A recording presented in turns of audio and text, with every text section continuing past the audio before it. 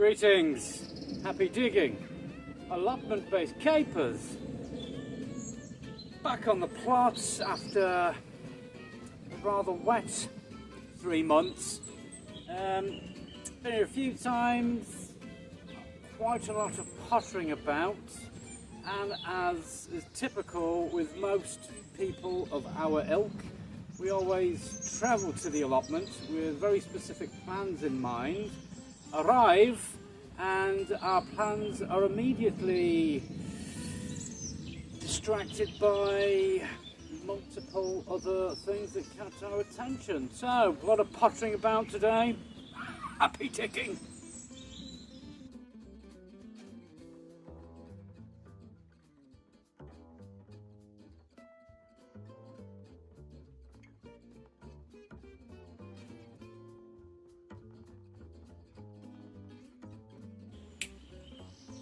Okie dokie, folkies. Something I've been meaning to do for a long time is to pay attention to the border fence at the back of my plot. Common ground at the back, it's not maintained, it is full of balsam and bramble and horrible stuff, Japanese knotweed. Along this bed here I've sown a lot of, or retransplanted a lot of raspberry, golden vine raspberry, and that is a vigorous grower and it's sort of chopped back for the end of the season, winter. I've chopped it back before and it's been fine, so I've chopped it right back, and that's actually been doing a really good job of providing a natural border to stop the knotweed, which is quite pervasive. So that's kind of managed it. We've got here though a very open weave chicken wire fence. Balsam grows straight through it and all the pods flow through. So we've got some building site netting which was failing miserably as netting for plants to keep out weeds and bugs and stuff. So I'm going to travel round back and pin a load of netting up my border fence. Digging. And voila! See the green netting I've put there? You can't quite see the black netting because you can't be, you have to take my word for it, it's there. So I've done about 6 metres of the netting for this back fence, and I am fast losing the will to continue this particular endeavour, so I will do another 6 metres when I'm not quite so bored of it.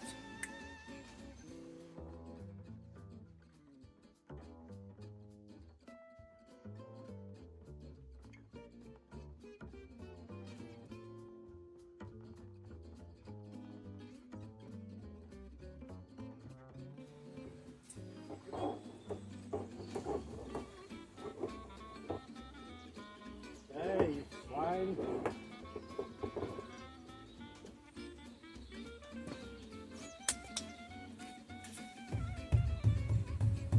Okay, that is 85–90% full, so that must have, it's weigh about 1.3 tonnes, and this, it's not far off it, so it won't be long before both of these vessels are full to brimming with captured rainwater. And so far, my very Heath Robinson fix on this platform, which was shockingly rotten, seems to be holding. Both of these tanks being filled up with a very long hose, which lead all the way uphill to a larger rainwater capture structure. These Mama Jammers, same size water butts as I've got downhill. 3.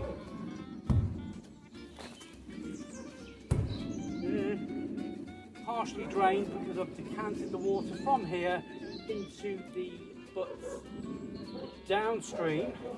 So 4.5 tons of water, 3 tons down there, and each individual pot holder has their own water capture system set up, water butts, plastic bins.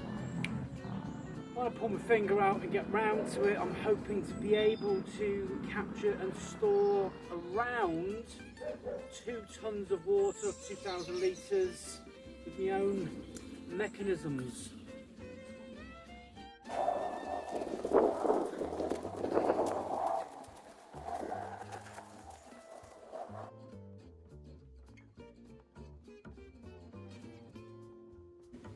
One of the jobs I have completed over the few times I've been here over the last month or so, which was a hidden gem from inheriting this part of what is now one large plot. Very standardised domestic compost bin, which was in situ here. I don't know how long it had been composting, however, I've got some very good quality compost out of it, around about 200 litres, best I can calculate. So I'm going to buy 200 litres of good quality peat-free compost, of course, from shop. That would probably cost you in the region of £20. So yeah, bonus.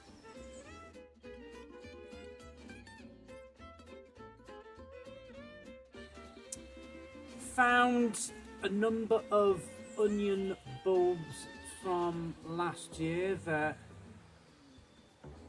I don't know, I mean, they were grown, must have been grown from very small sets and didn't do particularly well.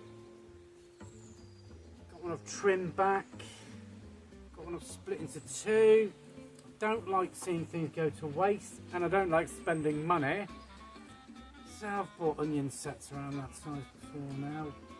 Might be a concern that if they're this big already, they might, and that one was a little bit bigger, but some damage to it, so I've just peeled back a few layers of the skin. I've already potted one on. What have we got to lose? This compost I have here is some of the 200 litres of compost that I salvaged from the compost bin down on the other side of the plot. So, that being said, there we go.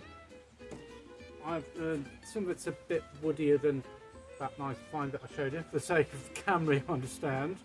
Yeah, so I've got nothing to lose. They seem too small. I mean, I could take them and cook it, but let's see what happens.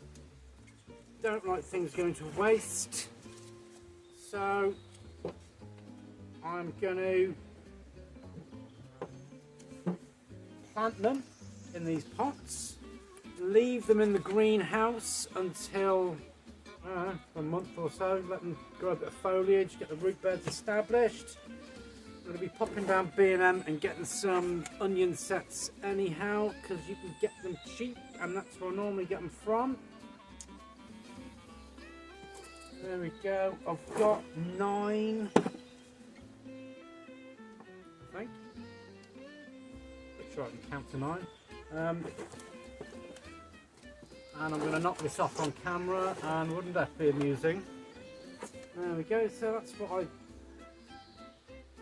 think I pulled them up when I was harvesting, left them to one side, forgot about them. They've been outdoors all winter in the shed or in one of the greenhouses. They are still viable. So, as I said, I've got nothing to lose. I'm going to plant them in these pots. There it is.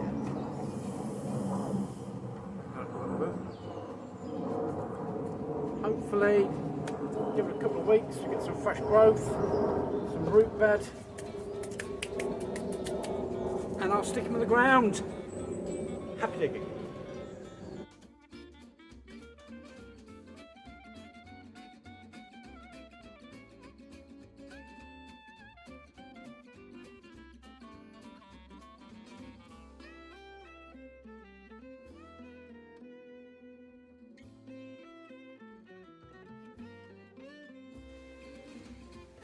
So, not that I've been known to start projects and then not necessarily complete them on my originally planned schedule. Don't know what he means. But I am planning on moving my second smaller plastic greenhouse from over there to over here. The idea being that this is quite a sunny spot anyhow. About to read my camera. And where the current greenhouse is now, the paving stones it's been set on, it's on a slope, are falling away, and yeah, it's kind of a pending landslide. But also the spot where it's on is a nice sunny spot anyhow, so my plan is transplant the greenhouse here, set it up in this sort of area, to level the floor a little bit, and where it sits currently I will be setting up probably a couple of raised beds. Noise. So, probably can't see in too great a detail from this camera angle, but the base of this greenhouse, some quite heavy duty paving slabs, sat on a slope, no real foundation or anything, so I'm sure when it was set, I don't know how many years ago, it was relatively square and flat. However, got a lot of water running down the side of this slope, so over time it's washed up the soil away and it's not sitting very nicely on there. So level some ground off, empty this first, see if I can unbolt it, because it is actually some sort of masonry bolt securing the bottom metal frame to some of the paving slabs. Yeah, and stick it over there. What could possibly go wrong? I'm sure I'll finish this all in one fell swoop too.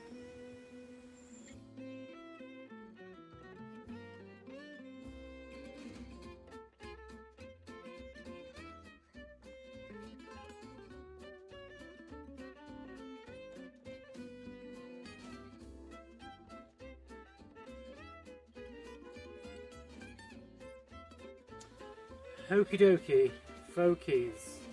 I have found some rosemary, and I'm hoping that I can sort of make these into cuttings, and that they will take.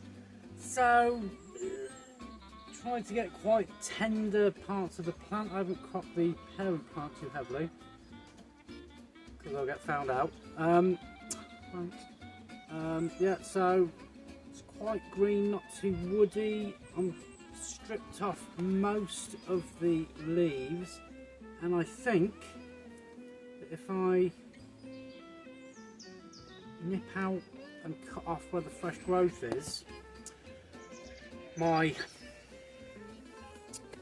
hypothesis being that it won't be able to grow that way, so that should stimulate root growth. That's literally what I did with the grapevine cuttings I took last year, and they look a little bit sorry for themselves, but I think there's still two plants that are viable. Hopefully they'll spring back into life soon. This is my aforementioned homemade peat-free compost. So all I've done in the past with previous cuttings that were successful, chuck them in like that. Quite a good one.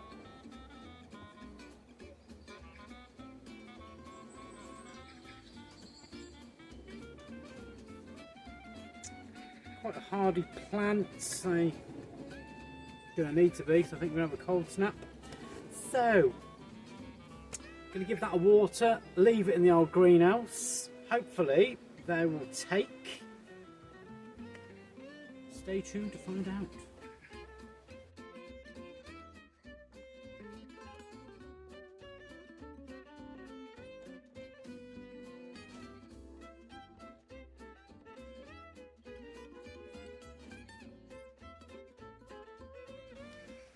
With a little help from a plot neighbour, my greenhouse has now been removed. was only stuck down with a couple of screws, bolted to these paving slabs. Because of the risk of storm and gusts, I have dragged it off into a sheltered part of the plot. Hopefully won't get too much abuse if you get the odd gust of wind or two. And here it is, hopefully not its final place of resting, but rest assured I should find it resting here next time I'm back. So yeah, hopefully wind blows in such a way that that won't come to any more harm. And it's going over there, which I've had a little bit of a go at. This is where that greenhouse is going to go. This has been covered over the plastic sheeting long before I took over the plot. It's very badly terraced with wooden sleepers. I need to level this a little bit, and what I plan to do, I'm going to level it. It's going to go nearer the back, not quite at the back, but it's certainly a sunny spot like I pointed out earlier. I'm going to level it off, get rid of some of this, some of these sleepers that are in the way, and what I will be doing is putting weed suppressant down. I'm not going to be growing straight into the ground. It's going to be purely a greenhouse, growing pots and things like that inside. Weed suppressant, then I'm going to pin the weed suppressant down with some heavy duty pieces of wood, some sort of long lengths of 3x4. I'll be able to drive that into the ground, and then I will be able to bolt the bottom rim of the greenhouse onto that, so the greenhouse doesn't become a parachute. Happy digging!